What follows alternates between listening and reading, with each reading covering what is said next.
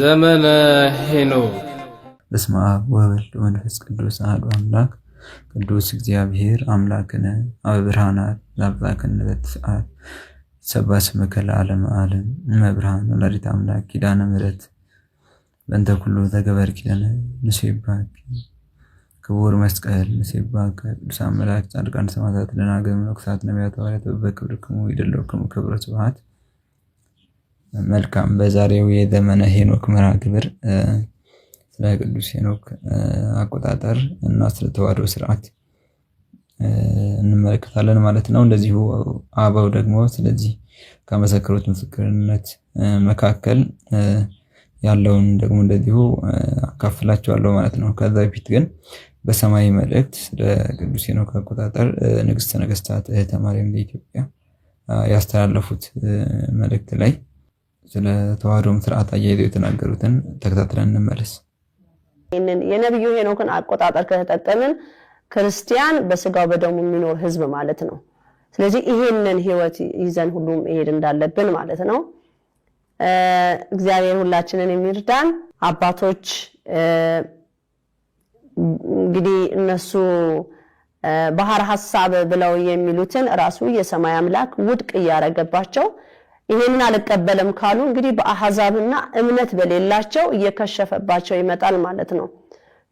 ፈጣሪ ደግሞ ህዝቡ ይሄን እንዲከተልለትም ከፈለገ ኃይል ሊያደርግ ዘንድ ግድ ይለዋል ማለት ነው። እኔ እንዳቅሜ አስተላልፍ የምባለውን አስተላልፋለሁ። ደግሞ ቀጣዩ የራሱ የሰማይ አምላክ ስራ ነው።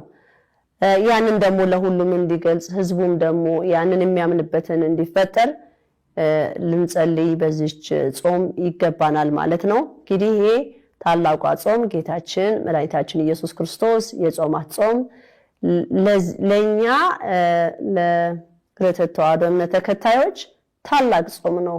የርትዕት የእምነት ተከታዮች ይሄ ታላቅ ጾም አይደለም እኛ ኢትዮጵያውያንን ጠቅላላ የዓለምን ህዝብ በጸሎትም በጾምም ብንጠይቅ መልስ የምናገኝበት ነው። የምናሸንፍበት በኃይል የምንቆምበት እግዚአብሔር ሙሉ የሚያደርገን ማለት ነው። በጥርጣሬ ወይም ደግሞ በእምነት በመጓደል ሰው ሳይሆን በይሉኝታ ሳይሆን እግዚአብሔርን በመፍራት በዚች እምነት ላይ ከቆምን ዓለምን ማስተዳደር እንደምንችል እናገራለሁ ማለት ነው። ቁጥራችን ምናልባት በክርስትና በጣም ቁጥሩ ሊቀንስ ይችላል፣ ግን ስራችን ግን እጅግ የረቀቀ ነው። ምክንያቱም በመላእክት በቅዱሳን አባቶች የታጀበ ስራ ስለምንሰራ ማለት ነው።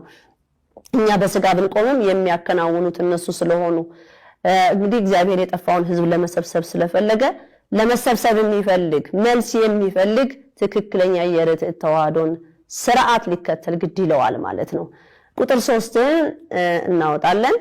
ቀጥሎ የምንመለከተው አንድ አባት ስለ ዘመን አቆጣጠሩ ሲጠየቁ ያስቀመጡትን መልስ ይሆናል ማለት ነውና እዚህ እንግዲህ ስለ ርህወተ ሰማይ አንስተዋል። ርህወተ ሰማይ ማለት የሰማይ መከፈት ነው። በአመት 7 ጊዜ ሰማያት እንደሚከፈቱ አስቀምጠዋል።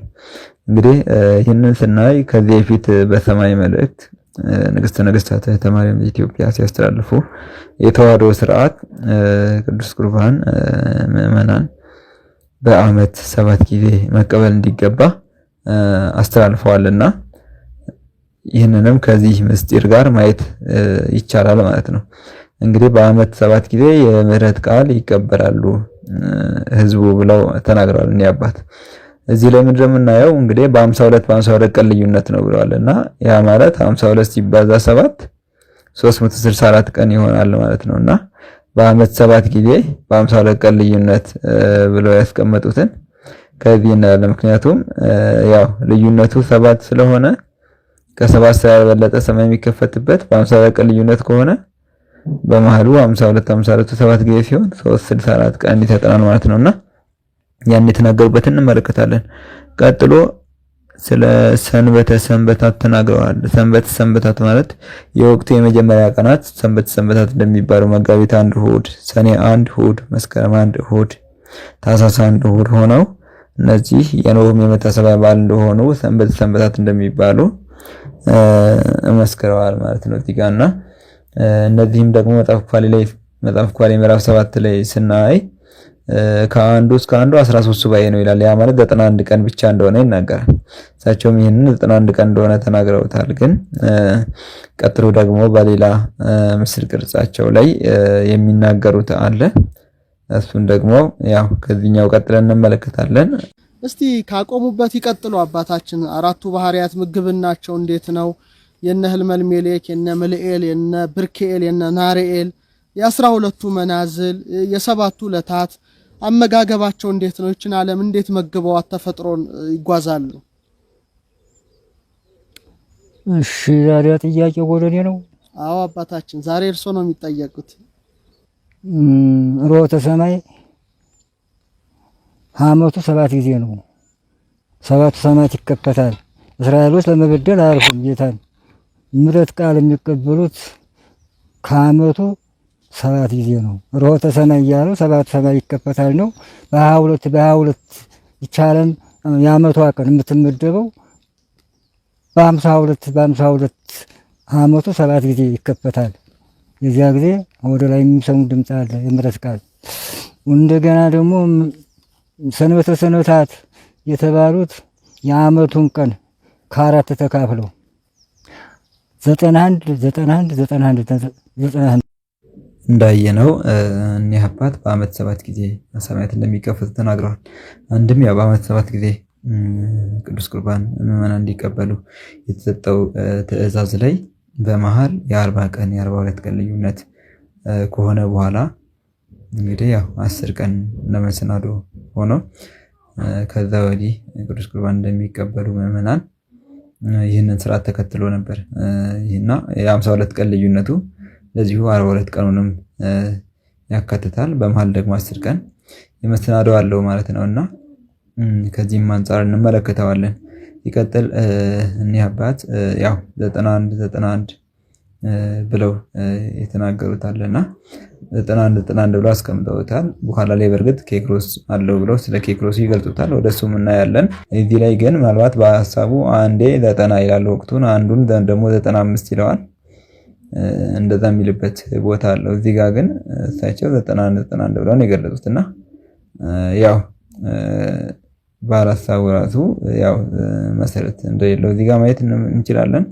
ቀጥሎ ደግሞ ያው አብራርተው ያው እነዚህ ኬክሮሶች ማለት ምን እንደሆኑ የኬክሮሶች መዋል ወይም እነዚህ 15 ኬክሮሶች ማለት ምን እንደሆኑ የእውነት ይውላሉ ወይስ አይውሉም የሚለውን ያብራሩታል።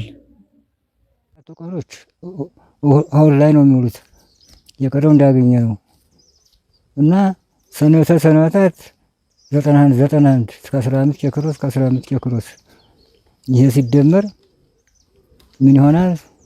በዓመት 364 ቀን ከ15 ኬክሮስ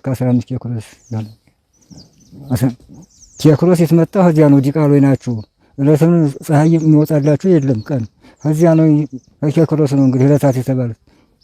እንደሰማነው ኬክሮስ የተመጣ ብለው ዲቃሎች ናቸው ብለው ነው የገለጹትና እኛ አባት ምንድነው ዕለትም ይወጣላቸው የለም ፀሐይም አይወጣበትም። ስለዚህ ከየት ነው የመጡት? ዕለቱም ከየት ነው የመጣው ብለን ስናይ ከምንድን ነው የመጣው? ያው ከኬክሮስ ነው የመጡት ብቻ ብለው ነው የገለጹትና ከሳይንስ እንደመጣ የኬክሮስ ያተርፋል የሚለው ነገር ከሳይንስ እንደመጣ እንጂ ፀሐይ እንደማትሉበት ትርፍ ሰዓት ትርፍ ቀንም ክፍልፋይ ሽርፍራፊ የቀን ክፍሎች ሽርፍራፊ ሰዓቶች እንደሌሉ ዲቃላንዱ መሰረት እንደሌላቸው እንግዲህ ራሳቸው በራሳቸው ገልጸውትና አስረድተውታል ማለት ነው። እንግዲህ ይህንን መናገር የምትከታተሉ ያላችሁን አስተያየት በዚሁ በአስተያየት መስጫው ላይ ማስቀመጥ ትችላላችሁ። ትዝብታችሁንም በአስተያየት መስጫው ላይ ያስቀምጡልን። በሌላ ጊዜ በሌላ ምስል በሌላ ሰነድ እንገናኛለን። ለዛሬው በዚያ በቃን። ስለነበረን ጊዜ እግዚአብሔር ስሙ የተመሰገነ ይሁን። ወስብሐት ለእግዚአብሔር ወለወላዲቱ ድንግል ወለመስቀሉ ክቡር። ይምሃረነ ወይሳለነ በርትዕት ተዋሕዶ ሃይማኖት ያጽናን ለይኩን።